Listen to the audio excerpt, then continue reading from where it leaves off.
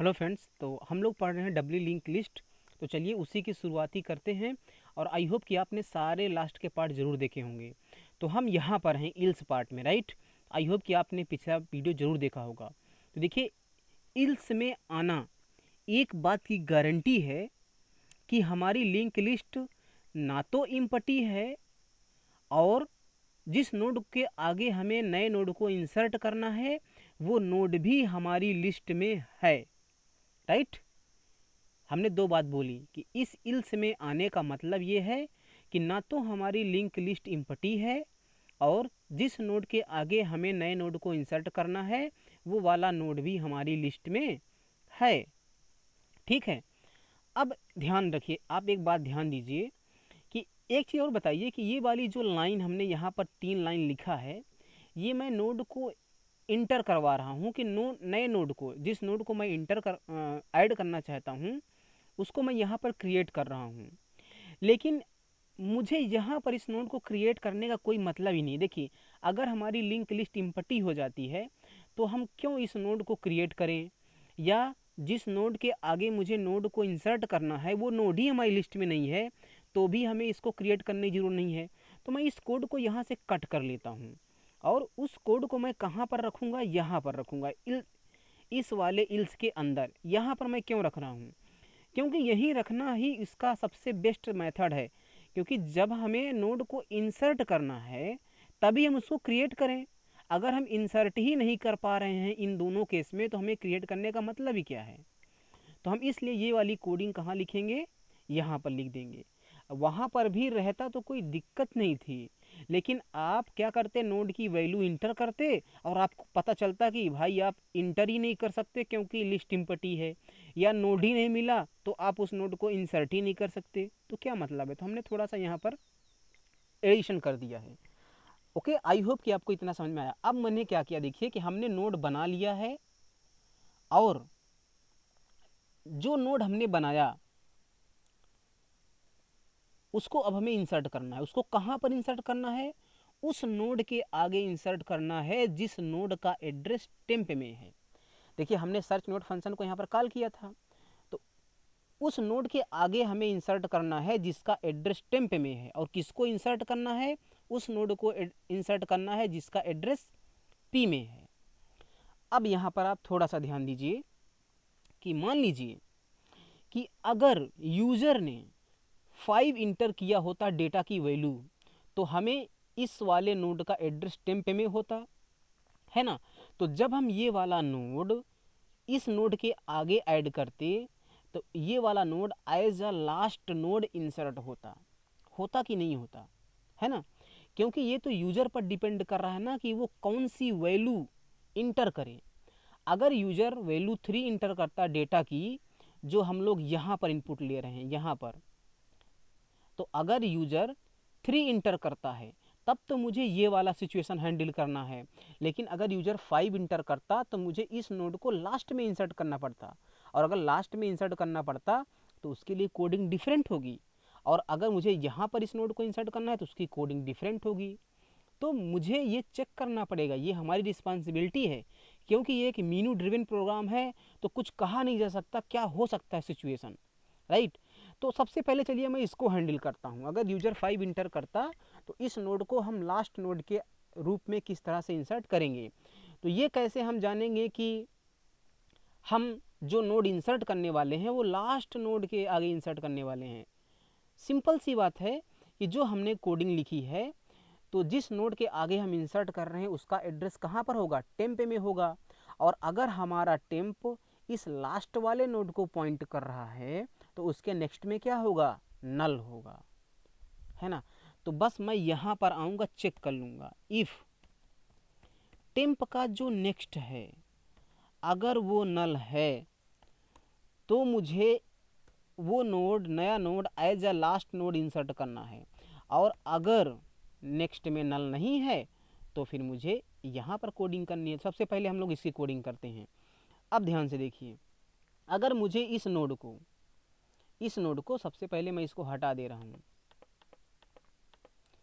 अगर मुझे इस नोड को लास्ट में इंसर्ट करना है तो मुझे क्या करना पड़ेगा, इस वाले नोड के प्रीवियस में इसका एड्रेस और इसके नेक्स्ट में इसका एड्रेस। मुझे यहाँ पर सिर्फ 2 ही काम करने हैं। तो सबसे पहले हम जो नोड इंसर्ट करने हैं उसमें चेंजेस करेंगे। तो इसके प्रीवियस में इसका एड्रेस, इसका प्रीवियस कैसे मिलेगा, क्योंकि इसका नोड का एड्रेस पी में है, तो पी एरो प्रीवियस में इसका एड्रेस कहाँ है, टेम्प में है, तो पी के प्रीवियस में टेम्प रखना है। तो मैंने लिखा पी के प्रीवियस में क्या रखना है, टेम्प रखना है। दूसरा क्या हम क्या करना है, इसके नेक्स्ट में इसका एड्रेस, तो टेम्प के नेक्स्ट में इसका एड्रेस यानी कि पी, तो टेम्प के नेक्स्ट में हमें पी रखना है। तो हमारा काम हो गया है ना। अब यहाँ पर आते हैं। अब यहाँ पर आने का मतलब क्या है, मैं इसको फिर से आगे बढ़ा देता हूँ। मुझे ये 4 काम करने पड़ेंगे है ना, अगर इस नोड को मुझे मिडिल में इंसर्ट करना है। तो सबसे पहले जैसा हमने बताया कि हम नए वाले नोड में एड्रेस रखेंगे, तो चलिए मैं क्या करता हूँ, यहाँ पर एरो के माध्यम से आपको दिख रहा होगा, तो इसके प्रीवियस में मुझे इसका एड्रेस, अच्छा इस वाले नोड का एड्रेस कहाँ पर होगा, अगर मुझे 3 के आगे नोड को ऐड करना है तो इस वाले नोड का एड्रेस टेम्प में होगा। ये बात आपको समझ में आ रही है, क्योंकि टेम्प में क्यों होगा, क्योंकि हमारा सर्च फंक्शन रिटर्न करेगा। अगर ये टेम्प है तो इसमें क्या होगा, इसमें होगा 2000, क्योंकि हमारा सर्च नोड फंक्शन यही काम कर रहा है, उसका काम है ये इसको पॉइंट कर रहा है, ठीक है। तो मुझे क्या करना है, देखिए मुझे यहाँ पर प्रीवियस में, तो जो P का प्रीवियस है उसमें इसका एड्रेस कहाँ है, टेम्प में है। तो पहला काम देखिए मैं कर रहा हूँ, पहले हम नए वाले नोड में चेंजेस करेंगे, ये बात हमेशा ध्यान में रखना। तो P के प्रीवियस में टेम्प रखना है, तो P के प्रीवियस में हमें टेम्प रखना है, ठीक। अच्छा, अब P के नेक्स्ट में हमें क्या रखना है, इस वाले नोड का एड्रेस, इस वाले नोड का एड्रेस कहाँ पर है, यहाँ पर नेक्स्ट में है। इसको कैसे एक्सेस करेंगे, टेम्प का नेक्स्ट, है ना। तो P के नेक्स्ट में इस वाले नोड का एड्रेस कहाँ है, इसके नेक्स्ट में है। इसके नेक्स्ट को किस तरह से एक्सेस करेंगे, टेम्प का नेक्स्ट, तो P के नेक्स्ट में टेम्प का नेक्स्ट, P के नेक्स्ट में टेम्प का नेक्स्ट, राइट। हमने 2 काम कर लिए हैं। अब क्या करना है, अब मुझे 2 काम और करना है कि इसमें इसके नेक्स्ट में इसका एड्रेस और इसके प्रीवियस में इसका एड्रेस। अब यहाँ पर देखिए मुझे 2 काम करना है, तो आपको मैं एक क्वेश्चन पूछ रहा हूँ, तो मुझे इसके नेक्स्ट में इसका एड्रेस और इसके प्रीवियस में इसका एड्रेस, तो पहले मैं कौन से वाले में रखूँ, पहले मैं नेक्स्ट में इसका एड्रेस रखूँ कि मैं इसके प्रीवियस में इसका एड्रेस रखूँ, बताइए।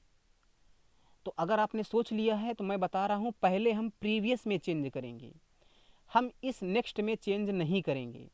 मान लीजिए अगर मैं इस नेक्स्ट में चेंजेस कर देता हूँ, तो इस नेक्स्ट को कैसे मैं एक्सेस करूँगा, मैं लिखूँगा टेम्प एरो नेक्स्ट में इस वाले नोड का एड्रेस कहाँ है, P में है, तो मैंने P कर दिया। अगर हमने ये काम कर दिया तो मुझे इसका प्रीवियस मैं किस तरह से एक्सेस कर पाऊँगा, बताइए, है ना। क्योंकि टेम्प का नेक्स्ट हमने इसका कर दिया, तो यहाँ पर क्या चला जाएगा, 5000 चला जाएगा। तो इस वाले नोड का एड्रेस मैं एक्सेस नहीं कर सकता। जब तक मुझे इस वाले नोड का एड्रेस नहीं मिलेगा तब तक हम इसके प्रीवियस को एक्सेस नहीं कर पाएंगे। आई होप कि आपको मेरी बात समझ में आ रही होगी। तो पहले मुझे इसके प्रीवियस में इसका एड्रेस रखना है। इसके प्रीवियस को हम किस तरह से एक्सेस करेंगे, पहले मुझे ये 3000 चाहिए, इसका एड्रेस कहाँ है, नेक्स्ट में है। तो अगर मैं टेम्प एरो नेक्स्ट लिखता हूँ, इसका मतलब क्या हुआ, हमने लिखा टेम्प एरो नेक्स्ट मतलब कि 3000, मतलब इस वाले का एड्रेस, और अगर इस वाले का एड्रेस है उसके प्रीवियस को एक्सेस करना है तो मुझे लिखना पड़ेगा प्रीवियस। इस तरह से मुझे, देखिए यहाँ पर हमें थोड़ा सा और सोचना पड़ेगा। देखिए जिस भी नोड का हमें एड्रेस मिलेगा उसके मैं डेटा मेंबर को, चाहे वो प्रीवियस हो, डेटा हो, नेक्स्ट हो, उसको मैं एक्सेस कर लूँगा। तो मुझे इसका एड्रेस चाहिए, इसका एड्रेस कहाँ पर है, यहाँ 3000 में है, नेक्स्ट में। तो इसको कैसे एक्सेस करेंगे, टेम्प का नेक्स्ट। तो ये टेम्प का नेक्स्ट लिखना इस वाले नोड का एड्रेस है, और इस वाले के अगर मुझे प्रीवियस को एक्सेस करना है तो फिर से मैं लिखूँगा एरो प्रीवियस, और इसमें रखूँगा P। तो ये दो लाइन मुझे और ऐड करनी है। आपको समझ में आया है ना? पहले हम ये वाली लाइन एग्जीक्यूट नहीं कर सकते, पहले मुझे यही वाली लाइन ही एग्जीक्यूट करनी पड़ेगी, जो कि टेम्प का नेक्स्ट का प्रीवियस में P रखो, इस वाले नोड का एड्रेस, यानी कि इसमें इसका एड्रेस रखा और फिर टेम्प के नेक्स्ट में इसका एड्रेस। तो इन दोनों लाइन को मैं करता हूँ कॉपी और चलता हूँ यहाँ पर मैं करता हूँ पेस्ट। ओके, और फिर मैं यहाँ बाहर आता हूँ और लिखूँगा प्रिंटफ।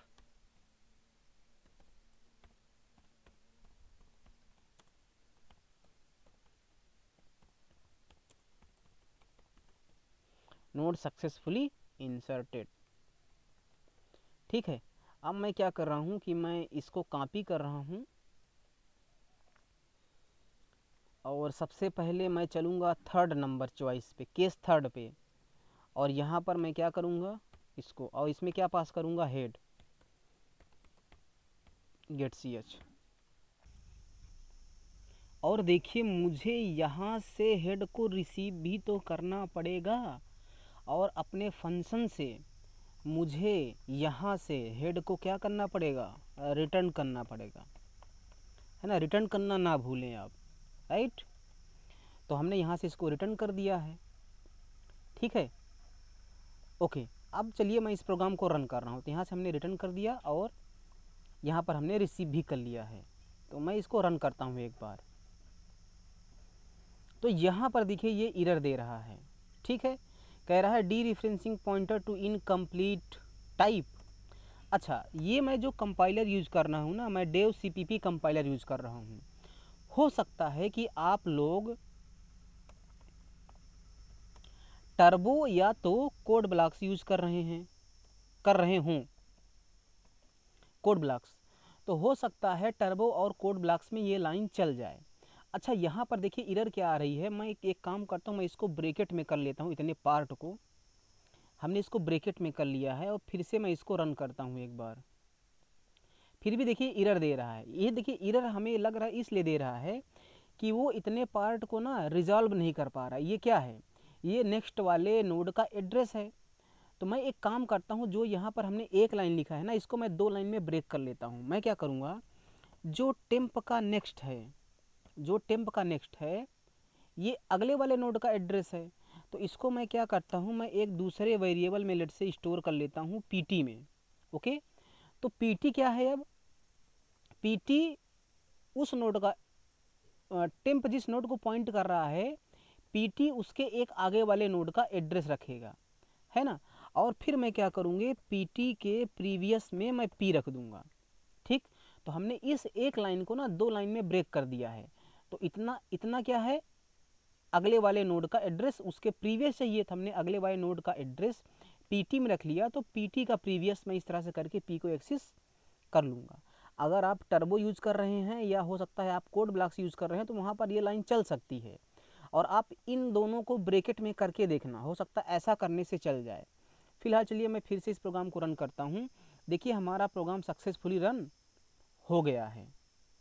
ठीक, अब मैं 7 चॉइस इंटर करता हूँ। देखिए कह रहा है लिस्ट इज एम्प्टी। तो लेट से मैं कुछ इंटर कर लेता हूँ, है ना? तो हम देखिए नोट सक्सेसफुली इंसर्टेड, अगर मैं 7 करूँ तो यहाँ पर मुझे 10 मिल रहा है। ठीक है, अब मान लीजिए मुझे 10 के आगे इंसर्ट करना है, तो मैं चॉइस इंटर करता हूँ 3। मुझे 10 के आगे इंसर्ट करना है, लेट से मुझे 20 इंसर्ट करना है। तो देखिए कह रहा है नोट सक्सेसफुली एडेड। अगर मैं 7 इंटर करूँ तो इस समय 20 आ रहा है, और क्योंकि 10 एक ही नोट था तो ये जो 20 था वो लास्ट में ऐड हुआ, तो ये वाला कोड चला होगा, है ना? ये वाला कोड चला होगा। इतना आपको समझ में आ रहा है? बिल्कुल आना चाहिए। अब मान लीजिए मुझे 10 के आगे फिर से इंटर करना है, तो मैं चॉइस इंटर करता हूँ 3। मुझे 10 के आगे इंटर करना है, लेट से मुझे 30 इंटर करना है। और फिर से अगर मैं 7 करूँ, देखिए 10 के आगे 30 इंटर हो चुका है। तो इस तरह से जो हमारा ये तीसरे नंबर वाला केस था ना, ये चल रहा है। मान लीजिए मुझे 20 के आगे इंसर्ट करना होगा, तो मुझे 20 के आगे 20 इंसर्ट करो। तो देखिए 20 के आगे 20 यहाँ पर आ गया है। मान लीजिए इस 30 के आगे मुझे इंसर्ट करना है, तो 30 के आगे इंसर्ट करना है, लेट से 30 देखिए 30 के आगे 30 आ गया। तो इस तरह से ये हमारा काम हो गया है। और जहाँ तक रही वाली देखिए इस लाइन में प्रॉब्लम वाली बात, तो हो सकता है कि आपके कंपाइलर में ना आए। अगर आप डेव CPP कंपाइलर पे कोडिंग कर रहे हैं तो आप इस एक लाइन को आप इस तरह से 2 लाइन में ब्रेक कर लीजिए, ठीक है, ताकि इतने पार्ट को पहले रिजॉल्व हो जाए। ये एक एड्रेस है, ठीक, इसलिए शायद वो इनकम्पैटिबल आ रहा था, है ना, मिसमैच, टाइप मिसमैच। तो इसको हमने रिजॉल्व करके PT में रख लिया और PT के अब प्रीवियस को मैं एक्सेस कर सकता हूँ। आई होप कि आपको ये समझ में आया होगा। Thank you so much.